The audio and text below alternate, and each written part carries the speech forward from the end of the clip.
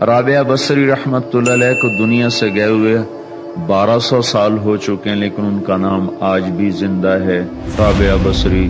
رابعہ بصری نہ کوئی شہزادی تھی، نہ کوئی ملکہ تھی، نہ کوئی وہ خوبصورت تھی، نہ کوئی خاندانی تھی، بلکہ عورت ہونے کے لحاظ سے ہر عیب اس میں تھا۔ ان کی عادت یہ تھی، وہ روزانہ عشاء کی نماز کے بعد غسل کر کے کپڑے بدل کے اپنے خامند سے پوچھتی آپ کو میری ضرورت ہے؟ اگر وہ کہتے کوئی نہیں ہے تو پھر پوچھتی مجھے اجازت ہے؟ وہ کہتے اجازت ہے تو پھر مصلی پہ کھڑی ہو جاتی اور فجر کی نماز تک مصلی پر ہی کھڑی رہتی تھی۔ ان کا خامند جلدی فوت ہو گیا، جوانی میں ہی بیوہ ہو گئی، تو حسن بصری بصرہ کے امام، کیا سارے مسلمانوں کے امام تھے، وہ خود آئے، خود چل کے آئے کہ میں آپ سے شادی کرنا چاہتا ہوں۔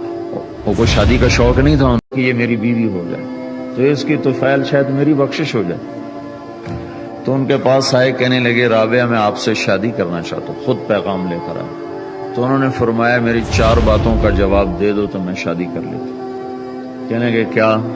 کہ یہ بتاؤ میں جنتی ہوں کہ دوزخی ہوں؟ کہنے لگے یہ تو میں کچھ نہیں کہہ سکتا۔ اچھا یہ بتاؤ جب اللہ تعالیٰ قیامت میں اعمال نامے اڑائے گا، کسی کے سیدھے ہاتھ میں آئے گا، کسی کو الٹے ہاتھ میں آئے گا، میرے سیدھے ہاتھ میں آئے گا کہ الٹے ہاتھ میں آئے گا؟ کہنے لگے یہ بھی کچھ نہیں بتا سکتا۔ کہنے لگے اچھا یہ بتاؤ جب اللہ نیکیوں کو تولے گا، کسی کی نیکیاں بڑھ جائیں گی، کسی کے گناہ بڑھ جائیں گے، میرے گناہ زیادہ ہوں گے نیکیاں زیادہ ہوں گی؟ کہ یہ بھی نہیں بتا سکتا۔ کہ اچھا یہ بتاؤ جب لوگ پل صراط سے گزریں گے، کوئی پار نکل جائیں گے، کوئی نیچے گر جائیں گے، تو میں پار نکلوں گی کہ دوزخ میں گروں گی؟ کہنے لگے یہ بھی میں نہیں بتا سکتا۔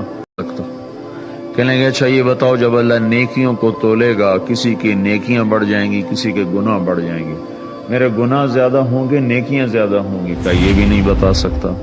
کہ اچھا یہ بتاؤ جب لوگ پل صراط سے گزریں گے، کوئی پار نکل جائیں گے، کوئی نیچے گر جائیں گے، تو میں پار نکلوں گی کہ دوزخ میں گروں گی؟ کہنے لگے یہ بھی میں نہیں بتا سکتا۔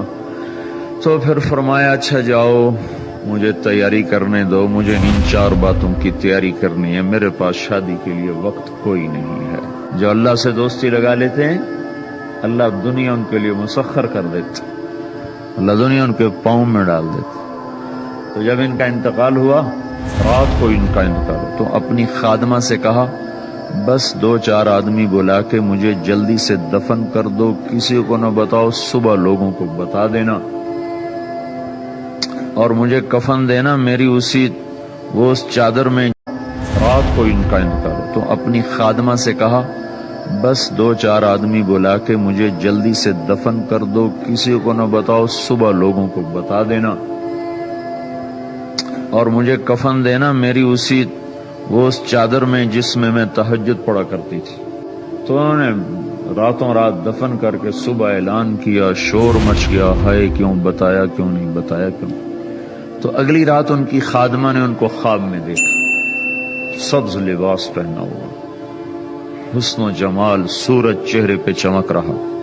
پوچھا آپ کے ساتھ کیا ہوا؟ کہا میرے اللہ نے میرے ساتھ بہت عمدہ معاملہ کیا۔ کہا آپ کی وہ چادر کہاں گئی جس میں آپ کو کفن دیا تھا؟ کہا وہ اللہ تعالیٰ نے اتار لی ہے اور مجھے جنت کا جوڑا پہنایا ہے، اور اس چادر کو اللہ نے سنبھال کے رکھا ہے جب قیامت۔ کہا میرے اللہ نے میرے ساتھ بہت عمدہ معاملہ کیا۔ کہا آپ کی وہ چادر کہاں گئی جس میں آپ کو کفن دیا تھا؟ کہا وہ اللہ تعالیٰ نے اتار لی ہے اور مجھے جنت کا جوڑا پہنایا ہے، اور اس چادر کو اللہ نے سنبھال کے رکھا ہے، جب قیامت کے دن میری نیکیوں کو اللہ تولے گا تو اس چادر کو بھی اس میں تولے گا۔ انہوں نے پوچھا منکر نکیر کا کیا ہوا؟ کہا وہ آئے تھے تو انہوں نے مجھ سے کہا من ربکی، تیرا رب کون ہے، تیرا رب کون ہے؟ تو میں نے منکر نکیر سے کہا جس اللہ کو 40 سال نہیں بھلایا اس کو 4 ہاتھ زمین کے نیچے آ کر میں بھول جاؤں گی؟ کہ جس رب کو 40 سال میں نہ بھلا سکی اس کو 4 ہاتھ زمین کے نیچے آ کر میں بھول جاؤں گی؟ تو منکر نکیر نے کہا اس کا